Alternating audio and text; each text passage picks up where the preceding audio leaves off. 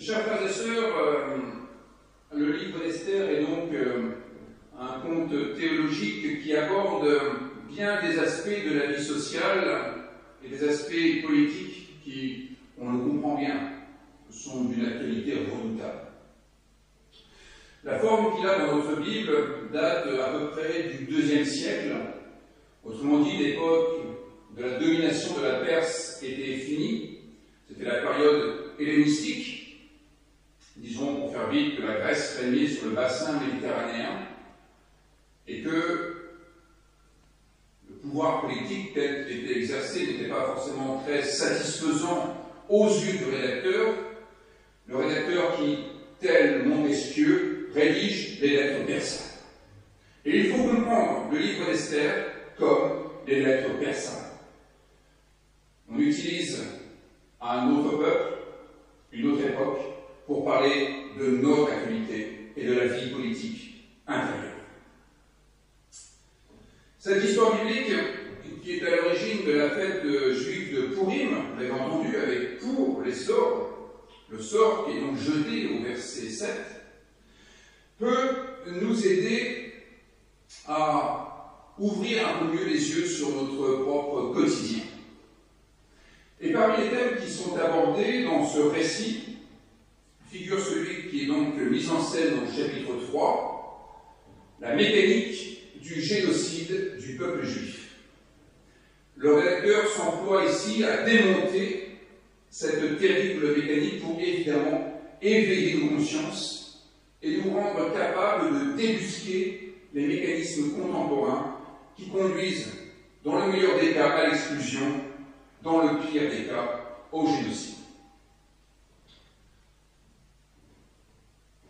Au commencement était l'absence de parole. Cette mécanique implacable commence par l'absence de parole.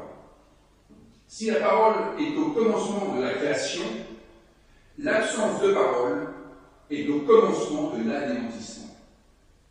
Ce fut le cas avec Caïn, qui renonça à dire le moindre mot à son frère Abel avant de le tuer. Si vous regardez le texte hébreu du livre de la Genèse au chapitre 4, c'est frappant.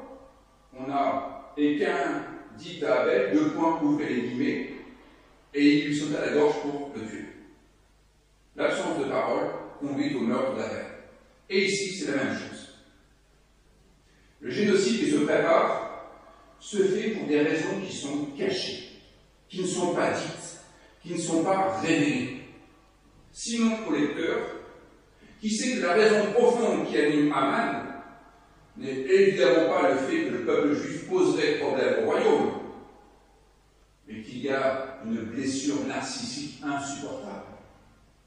Il y a un juif qui a refusé de se prosterner devant sa majesté, et ce crime de lèse-majesté, ce geste irrévérencieux au possible, doit être non seulement sanctionné, mais être l'occasion de châtier tous ceux qui sont comme lui. La vérité est que Aman est en colère contre Mardochée qui a refusé de se prosterner, comme bien d'autres croyants refuseront d'adorer tel ou tel, comme on n'adore que Dieu seul.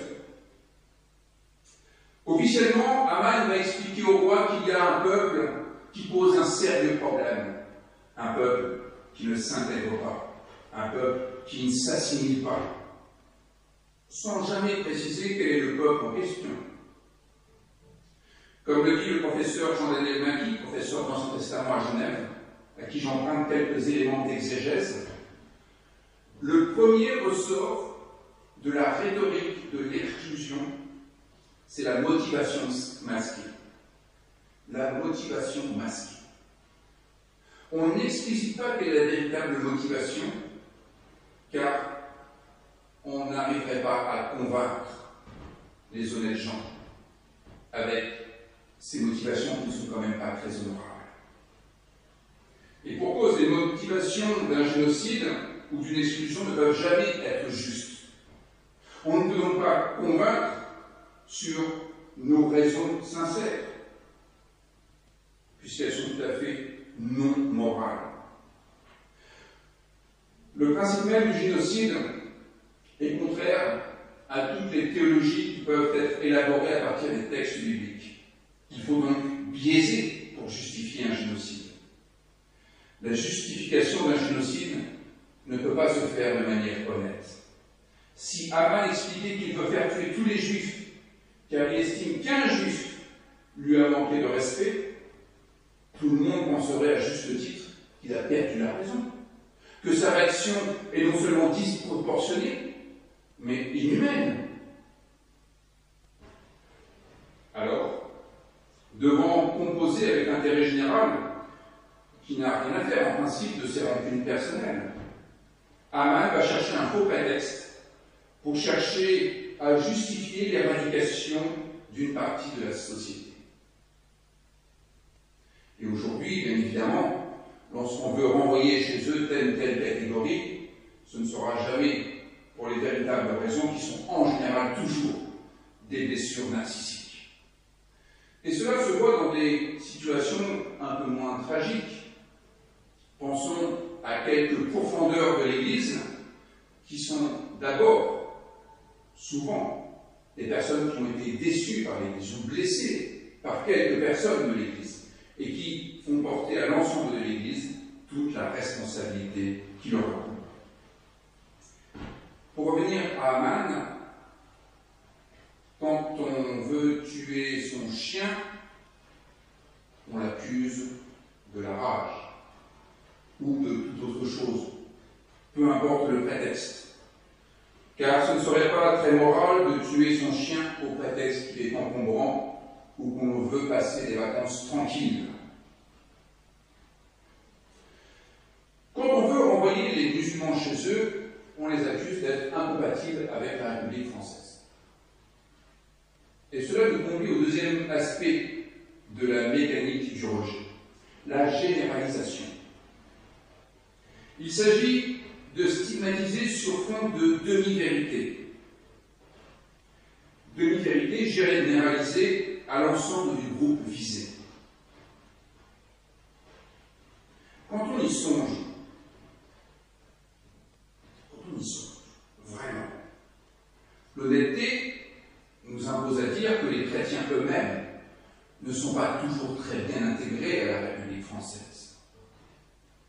L'honnêteté nous oblige à dire qu'il y a par exemple officiellement des églises qui sont opposées à telle ou telle loi de la République et qui n'hésitent pas à manifester contre ces lois.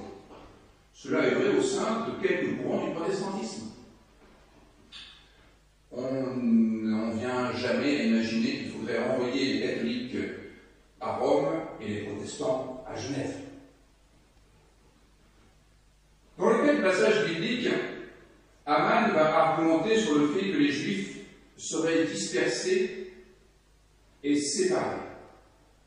Autrement dit qu'ils seraient non seulement dispersés comme le seraient des groupes infiltrés qui voudraient noyauter le pays, mais ils seraient séparés au sens où ils ne s'assimileraient pas aux habitants de l'Empire, tant décimal qu'ils n'obéiraient pas aux lois du pays. Souvenons-nous comment les protestants ont été jugés comme des ennemis de l'intérieur au début du XXe siècle, par des gens aussi bien cultivés que nos races, par exemple. Le propos d'Haman doit être interrogé de manière historique, tout d'abord.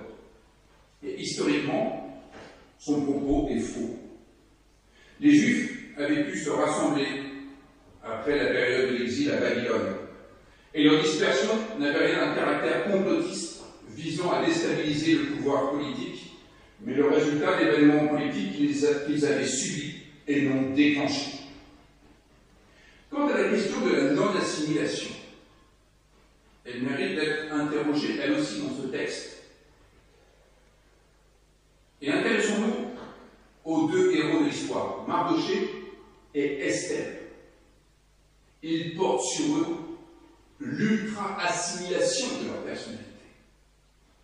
Pour qui s'intéresse un peu à l'histoire du Proche-Orient ancien, Mardochée et Esther font évidemment penser au roi, non pas au roi, mais aux divinités Marduk et Ishtar. Autrement dit, ils ne portent pas des noms hébreux, il porte le nom de dieu babylonien, qui avait ensuite été assimilé dans le polythéisme ambiant et accepté donc par la Perse. Marduk, Esther, Ishtar désignent bien deux personnes qui n'ont pas cherché à se maintenir à l'écart de la culture, mais qui au contraire se sont intégrés, chacun à leur manière. Et le fait qu'Esther soit devenue reine montre sa parfaite intégration dans le système.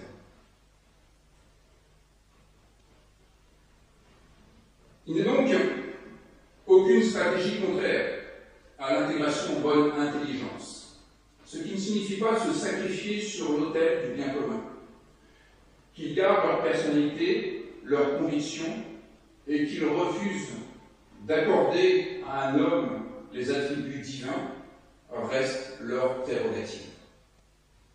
Cela montre que bien avant 1905, le rédacteur biblique avait déjà une idée très précise de ce que devait être la loi de séparation de l'État et des communautés religieuses. Le propos d'Aman est donc ici une généralisation d'un comportement qui peut exister sans qu'il soit un trait commun de tout le groupe. Ce n'est pas parce que quelques Français fraudent le fisc que tous les Français fraudent le fisc. En tout cas, même si parfois on dit que c'est un peu un sport national, on peut quand même espérer qu'il y ait encore quelques honnêtes gens et qu'il ne faille pas jeter tous les Français avec l'eau de la fraude fiscale. Ce n'est pas parce que des musulmans ont commis des actes terroristes que tous les musulmans sont terroristes. Et à contrario, ce n'est pas parce que Henri Dunant, Ferdinand Buisson, Albert Schweitzer, Martin Luther King Jr. ont reçu le prix Nobel de la paix que tous les protestants sont des artisans de paix.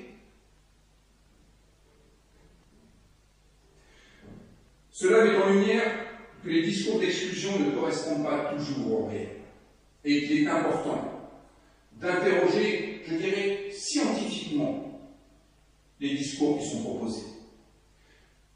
Interroger scientifiquement, c'est essayer de falsifier le discours, de vérifier s'il n'y a pas des aspects du discours qui seraient faux, et ne pas tenir pour argent comptant un bout de vérité qui devrait être appliqué de façon aveugle à l'ensemble d'une société.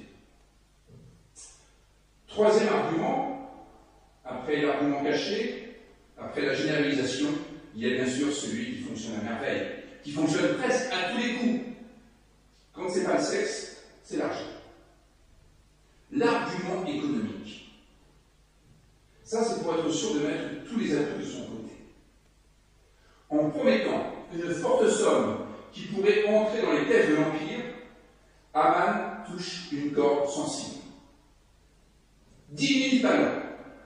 10 000 talents. 10 000 talents, cela correspond à la somme que le roi Darius, un roi perse, était prêt à payer en rançon à Alexandre le Grand, pour obtenir la libération de membres de sa famille. 10 000 talents, c'est 60 millions de jours de salaire. 60 millions de jours de salaire. À peu près les recettes fiscales de la Perse en une année à cette époque.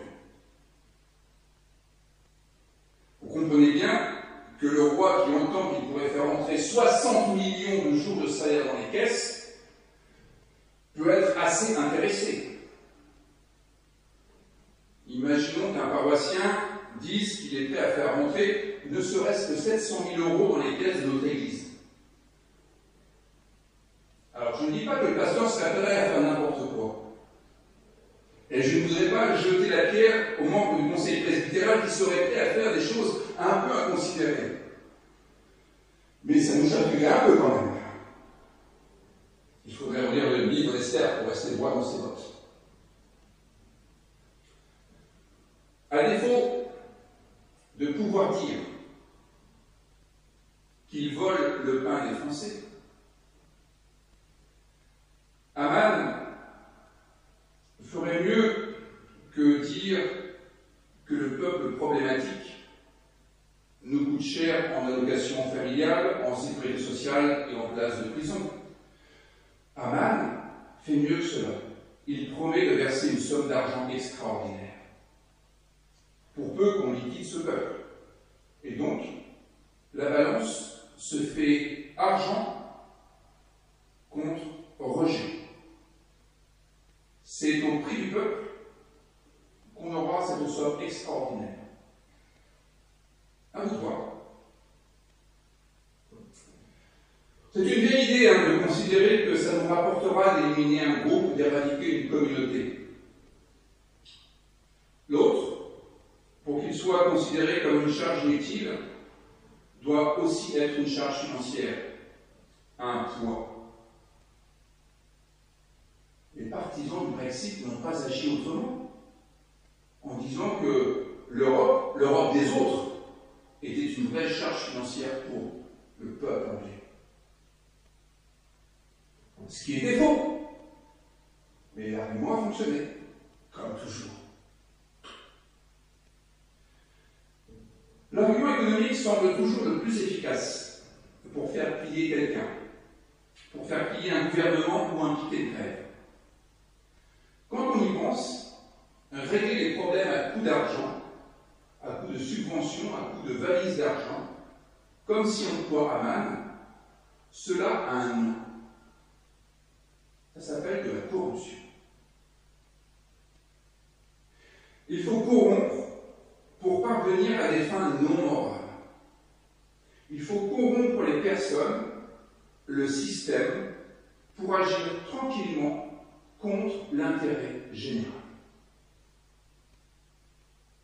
Voilà, maintenant vous savez comment faire pour créer votre propre petit génocide. Vous avez les 3 ressorts indispensables pour purifier la France. Il y a encore un autre élément qui est décrit dans l'ensemble du livre d'Esther dans sa version massorétique, pour la version hébraïque. Ce sont les défaillances du système qui sont pointées. Si l'horreur est possible, si le crime d'État est possible, si le génocide se met tranquillement en place, Aman et Assuérus vont boire une eau fraîche sur la place de la Comédie, tranquille. C'est parce que le système est défaillant. D'abord, parce que celui qui a le pouvoir ne l'exerce pas. Assuérus aurait été bien inspiré d'interroger la demande d'Aman. Assuérus aurait été bien inspiré d'exercer ses responsabilités en demandant de quel peuple il s'agissait, de croiser les informations de son Premier ministre avec d'autres sources et de vérifier la véracité de l'analyse sur laquelle va reposer la terrible loi d'extermination. Ici, le roi est décrit comme incompétent et irresponsable. Et un peu plus loin, le rédacteur montrera que la bureaucratie est une entrave à la justice, que c'est un monstre froid incapable d'empêcher le malheur. En effet, ce que le roi a écrit ne peut être annulé. C'est irrévocable. Ce sera précisé au chapitre 8, verset 8.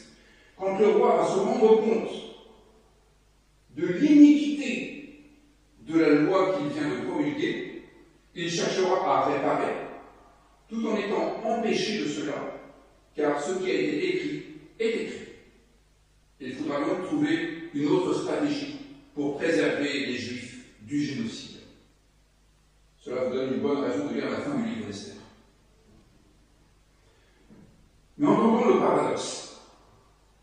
Celui qui est décrit comme l'homme le plus puissant de l'empire qui domine tout est en fait impuissant devant ses propres décrets. L'homme le plus puissant est aussi le plus impuissant. Une fois qu'une loi est passée par la machine bureaucratique, elle devient elle-même une machine implacable qui ne peut pas être arrêtée. Même quand il se rendra compte de son erreur, le roi Assuérus ne pourra rien pour annuler ou pour faire machine arrière. Voilà qui n'est pas très éthique. Quelque chose qui n'est pas irréversible n'est pas très éthique. Alors, commençons à entendre quelque chose qui est de l'ordre de la bonne nouvelle tout de même. La bonne nouvelle passe par Esther et Mardochée, qui par une conscience supérieure vont prendre leurs responsabilités pour enrayer la mécanique du mal, à défaut de pouvoir enrayer la mécanique bureaucratique.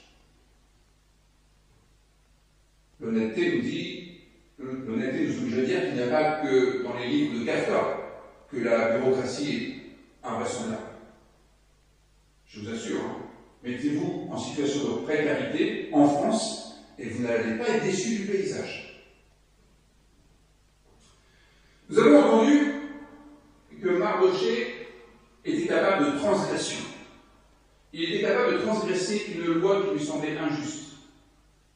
Une loi mineure, celle de devoir se prosterner devant Aman.